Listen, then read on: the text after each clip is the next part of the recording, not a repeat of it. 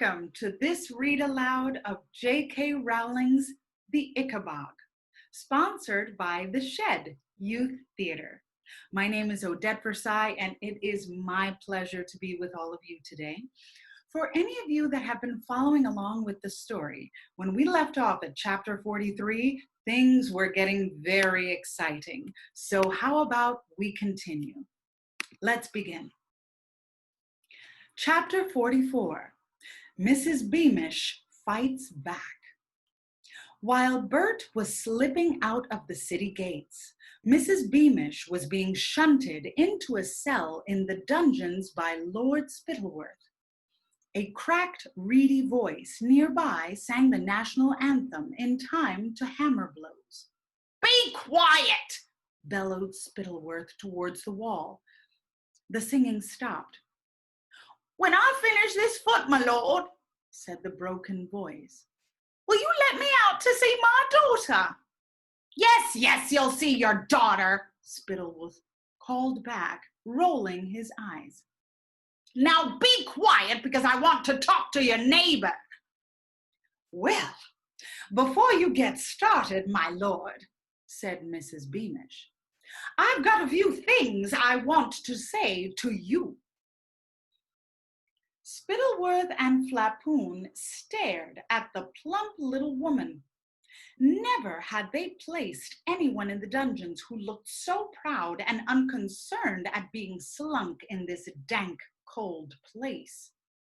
Spittleworth was reminded of Lady Islanda, who was still shut up in his library and still refusing to marry him. He'd never imagined a cook could look as haughty as a lady. "Firstly," said Mrs. Beamish, "if you kill me, the king will know. He'll notice I'm not making my pastries. He can taste the difference."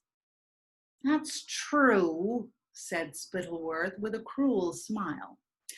"However, as the king will believe that you've been killed by the Ickabog, he'll simply have to get used to his pastries tasting different, won't he?" "My house lies in the shadow of the palace walls," countered Mrs. Beamish. "It will be impossible to fake an Ickabog attack there without waking up 100 witnesses." "That's easily solved," said Spittleworth.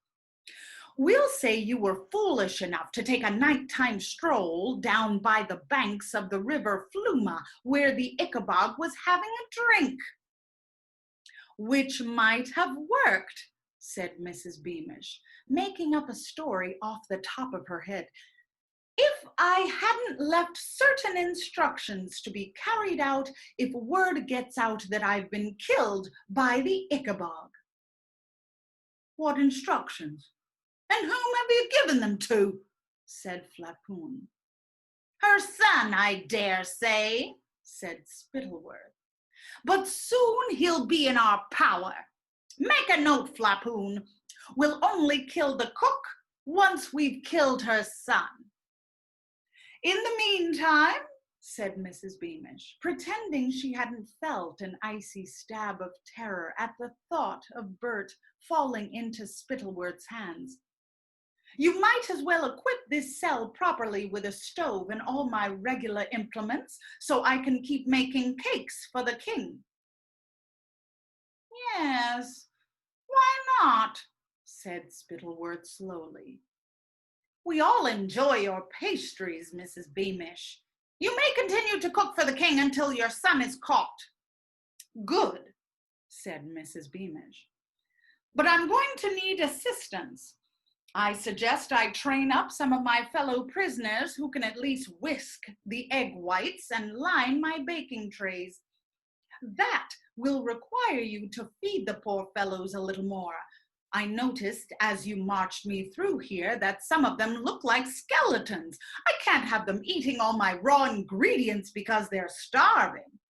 And lastly," said Mrs. Beamish, giving her cell a sweeping glance, "I shall need a comfortable bed and some clean blankets if I'm to get enough sleep to produce cakes of the quality the king demands. It's his birthday coming up too. He'll be expecting something very special. Spittleworth eyed this most surprising captive for a moment or two, then said, "Doesn't it alarm you, madam, to think that you and your child will soon be dead?" "Oh, if there's one thing you learn at cookery school," said Mrs. Beamish with a shrug, "burned crusts and soggy bases happen to the best of us. Roll up your sleeves and start something else, I say. No point moaning over what you can't fix." As Spittleworth couldn't think of a good retort to this, he beckoned to Flapoon, and the two lords left the cell, the door clanging shut behind them. As soon as they'd gone, Mrs. Beamish stopped pretending to be brave and dropped down onto the hard bed, which was the only piece of furniture in the cell. She was shaking all over, and for a moment, she was afraid that she was going to have hysterics.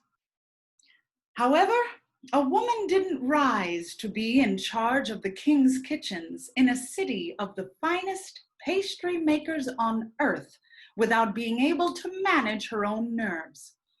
Mrs. Beamish took a deep, steadying breath, and then, hearing the reedy voice next door break into the national anthem again, she pressed her ear to the wall and began to listen for the place where the noise was coming into her cell. At last, she found a crack near the ceiling. Standing on her bed, she called softly, Daniel Dovetail? I know that's you. This is Bertha Beamish." But the broken voice only continued to sing. Mrs. Beamish sank back down on her bed, wrapped her arms around herself, closed her eyes, and prayed with every part of her aching heart that wherever Burt was, he was safe. Chapter 46, Burt in Jeroboam. At first, Burt didn't realize that the whole of Cornucopia had been warned by Lord Spittleworth to watch out for him. Following the guard's advice at the city gates, he kept to country lanes and back roads. He'd never been as far north as Jeroboam, but by roughly following the course of the river Fluma, he knew he must be traveling in the right direction. Hair matted and shoes clogged with mud, he walked across plowed fields and slept in ditches. Not until he sneaked into Kurdsburg on the third night to try and find something to eat did he come face to face for the first time with a picture of himself on a wanted poster, taped up in a cheesemonger's window. Luckily, the drawing of a neat, smiling young man looked nothing like the reflection of the grubby tramp he saw staring out at the dark glass beside it. Nevertheless, it was a shock to see that there was a reward of 100 ducats on his head, dead or alive. Burt hurried on through the dark streets, passing skinny dogs and boarded up windows. Once or twice he came across other grubby, ragged people who were also foraging in bins. At last, he managed to retrieve a lump of hard and slightly moldy cheese before anyone else could grab it. After taking a drink of rainwater from a barrel behind a disused dairy, he hurried back out of Kurdsburg and returned to the county roads. All the time he walked, Bert's thoughts kept scurrying back to his mother. They won't kill her, he thought to himself. He told himself over and over again. They'll never kill her. She's the king's favorite servant. They wouldn't dare. He had to block the possibility of his mother's death from his mind because if he thought she'd gone, he knew he might not have the strength to get out of the next ditch he slept in. Bert's feet soon blistered because he was walking miles out of his way to avoid meeting other people. The next night, he stole the last few rotting apples from an orchard, and the night after that, he took the carcass of a chicken from somebody's dustbin and gnawed off the last few scraps of meat. By the time he saw the dark gray outline of Jeroboam on the horizon, he'd had to steal a length of twine from a blacksmith's yard to use as a belt because he'd lost so much weight that his trousers were falling down.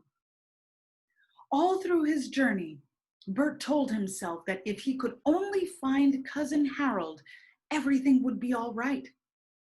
He'd lay down his troubles at the feet of a grown-up, and Harold would sort everything out.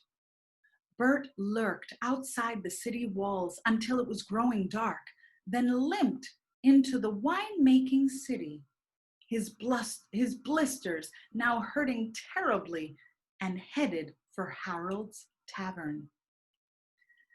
There were no lights in the window, and when Burt drew near, he saw why. The doors and windows had all been boarded up. The tavern had gone out of business, and Harold and his family seemed to have left. "Please," the desperate Burt asked a passing woman, "can you tell me where Harold's gone? Harold, who used to own this tavern?" "Harold," said the woman. "Oh, he went south a week ago. He's got relatives down in Shoeville. He's hoping to get a job with the king." Stunned, Burt watched the woman walk away into the night. A chilly wind blew around him, and out of the corner of his eye, he saw one of his own wanted posters fluttering on a nearby lantern post. Exhausted and with no idea what to do next, he imagined sitting down on this cold doorstep and simply waiting for the soldiers to find him. It was then he felt the point of a sword at his back, and a voice in his ear said, "Got you." Well, thank you so much for joining me today for this reading of The Ickabog by JK Rowling, brought to you by the Shed Youth Theater. We hope that you join us next time. Take care. Have a good day. Bye-bye.